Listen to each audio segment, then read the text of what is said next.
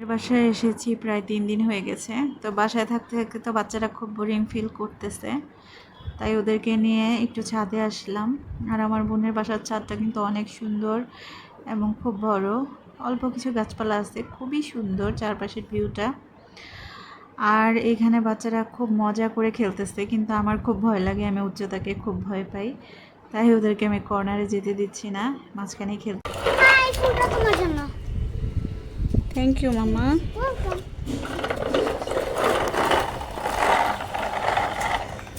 আস্তে আস্তে। তো ছাদে আসার কিছুক্ষণ পরেই হঠাৎ করে দেখি যে কি সুন্দর বৃষ্টি শুরু হয়েছে, আর চারপাশটা প্রচুর খোলামেলা। বাচ্চারা তো বৃষ্টি ভেজার জন্য একেবারেই পাগল হয়ে গেছে, তো আমি আর বাধা দিলাম না, ওরা মনে সুখে আনন্দ করছে একটু। তো বৃষ্টিতে ভেজা শেষ, এখন বাসায় এসে কাঁঠাল খাচ্ছি।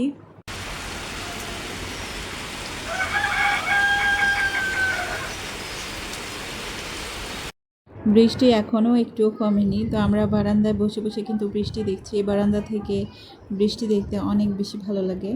তো এদিকে বাসায় এই যে ডিম বোনা হচ্ছে, গরুর মাংস আর খিচুড়ি। এখন আমরা খাওয়া দাওয়া করবো।